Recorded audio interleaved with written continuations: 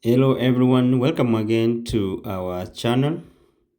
I'm still in the city of Avada with my friends, and we have decided to take an evening walk within the neighborhood where my friend lives. And as usual, I've decided we talk about matters divinatory, and this time round filling the DS260 form. As you all know that DV results for the year 2024 is almost out for DV 2025. So it's good that we continue filling the DS260 form as we walk within this area and appreciating nature. And if you are new here, you are watching us for the first time, welcome aboard. And if you have not subscribed, please consider subscribing to our channel. By so doing, you make us grow as a family and you give us the encouragement to come up with more videos over the same. So in this video, I want us to discuss about 8 very important areas of the DS260 form, which I have seen it necessary to share with you. In my previous videos, I discussed about the DS260 form, and I say that it's a very long form which has got about 111 small pages which you fill online. But when you try to print after filling the 111 pages, they will come down to 6 pages in an A4 format. So guys, and when you be filling this DS260 form, as matter of emphasis is that it should be for all members in your application. If you have 3 members in your application, you should fill the 3 DS60 form for each and every member in the initial application. And actually their names will be there with their DS260 forms. So let's start with area number 1, which is important according to me, and that is marital status. If you filled your application divinatory as single, when you are selected, you will only be having a single DS260 form for you.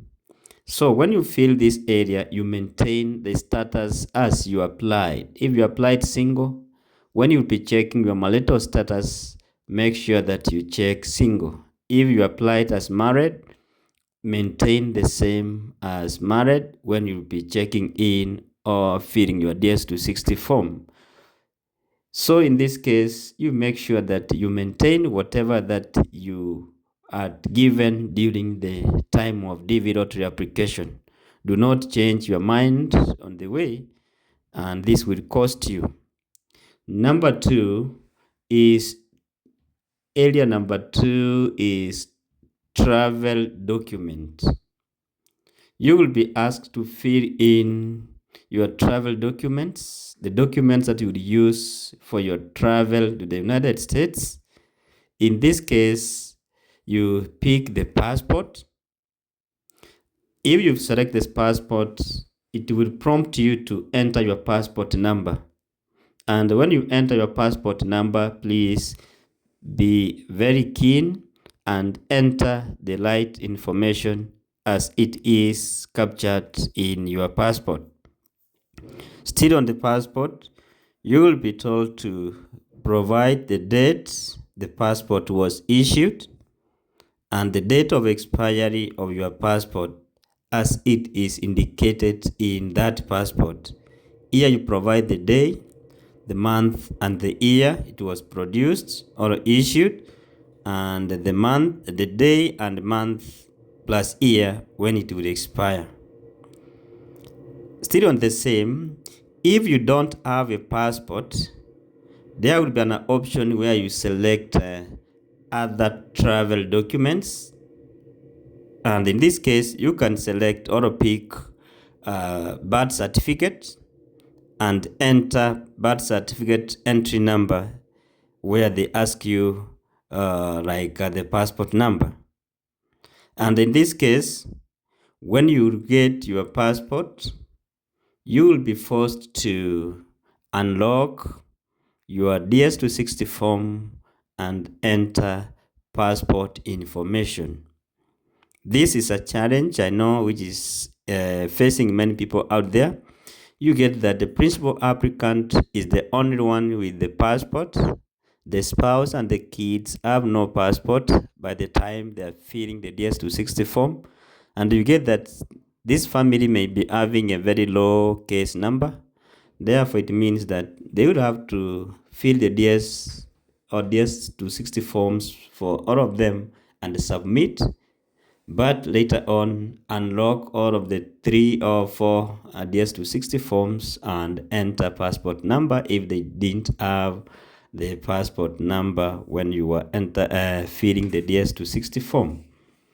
So area number 3, where you need to be very keen and which requires you to be very observant, is host information. Here you provide the full name of your host, the address where he lives, the city and the state, plus the phone number of your host. So remember the full name of your host, address, city and the state, plus the phone number of your host. And then still on the host, you will be asked whether you agree that your green card be mailed or be sent to the address that you provide for your host. Here you say yes, such that once your green card will be ready, it will be sent to the host's address and you pick it from him. Then number 4 is spouse information. If you enter the DV lottery as married, you must provide spouse information. Here you give the full name of your spouse, the date of birth, occupation of your spouse, if she is working or if she's not working, you say not available, you know what to do. Then the date of marriage. Remember, the date of marriage in this case is the date when you started living together, not the date when you did your civil or when you formalized your marriage. So you enter the date when you started living together as husband and wife. So in this case, you are supposed to also enter the city and the state where you did your marriage. Also enter the number of children and list them all. If you say you have 3 kids, there will be a section you'll be given to enter the information of each of the 3 kids. So you will see child number 1, child number 2, child number 3, and it will go all the way to the number of kids that you indicated in the application. Number 5, previous US travel information. If you have ever traveled to the United States, here you will be asked, have you ever been to the United States? If yes, you write yes. If you have not traveled, you say no. If yes, were you issued with the alien registration number? You say yes or no. Still on the same travel information, provide information on your last 5 USA visits. You need to provide information about your last 5 travel information to the United States. Give the date of travel, the length of stay in the United States, Have you been issued the US visa?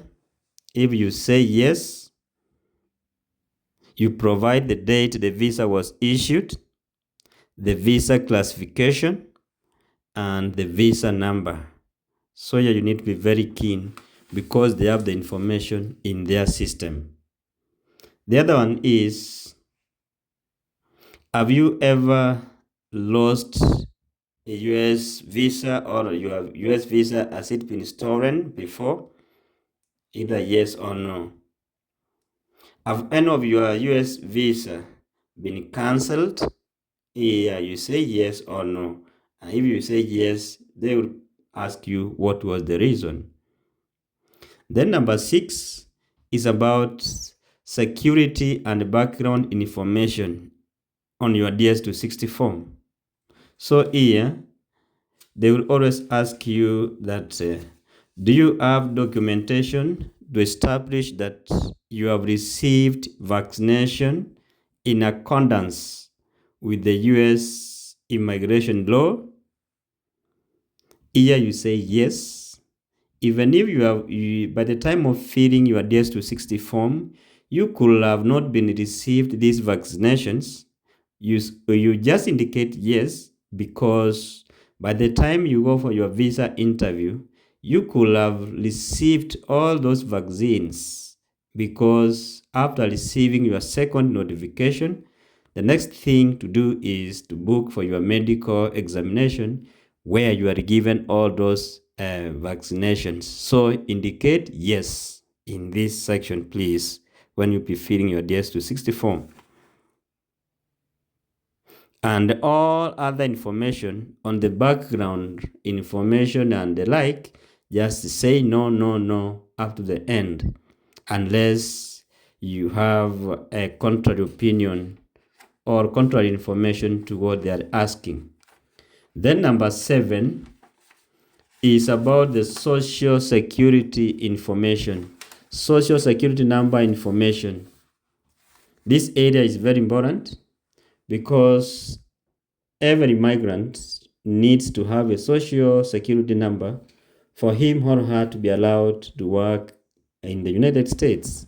So here, when you will be filling your DS260 form on social security number, you say, have you ever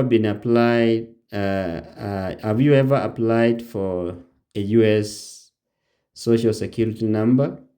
Here you say either yes or no. But in most cases, for most immigrants, because this is the first time you are doing the DS260, you say no. So, do you want the Social Security Administration to issue you with the Social Security number and the card? Here you say yes. If you say you check all those information yes, it means that now you give an okay to the department which is concerned with processing social security numbers to be preparing your social security number as per the information that you have provided. And by the time you get the United States, it's just activation, and go to the Social Security Administration offices, give them your passport, and they will print out your social security number on a piece of paper, or they will tell you to go and wait. Within some few days, it will be sent to your host's address. So they will send both the number and the card now printed.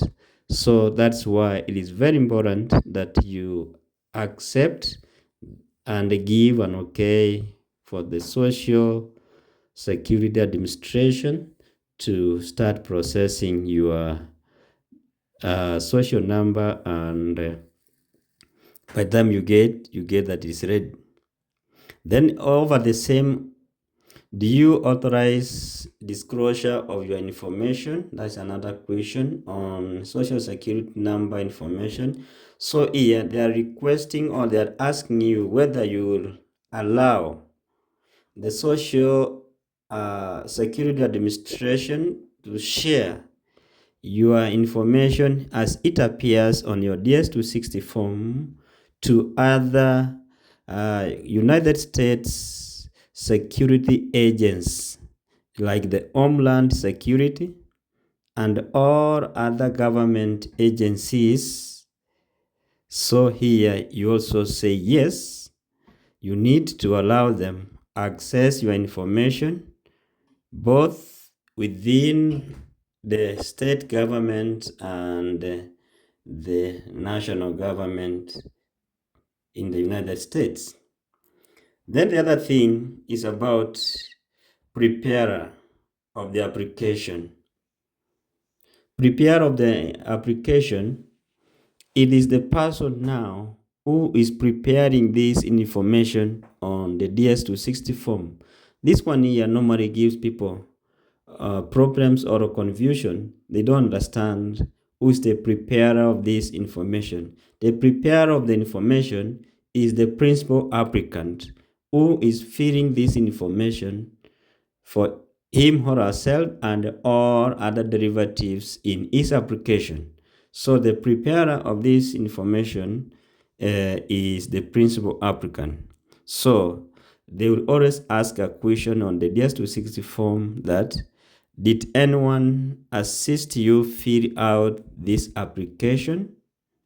So you say no, because you as the principal applicant, you are the one who prepared this information. So guys, those are the 8 key areas that are so challenging when you are filling your DS260 form. And I decided that I share this information with you. All other areas that I've not mentioned, they are so easy about education level, background information, social media, and the like. You will fill them to the best of your knowledge. But those ones that I've just touched, the 8 areas, they have some issues which you need to understand whether you say yes or no. And I've tried to do my best. And above all, after doing the completion of your DS260 form, remember to save the information, download your DS260 form, and also print your confirmation page, because it will always be required in your interview. So guys, thank you for watching. Thank you for being good, sharing our videos, encouraging more friends to come on board, and above all, encourage more others to subscribe to our channel, like our videos, such that YouTube can make our videos reach many other people out there who needs this information. I value you and I always pray for you, more especially this time we are waiting for the DV results to be out. Thank you a lot, and may God bless you all as you prepare for the good news come April 4th. Thank you, thank you, thank you, thank you.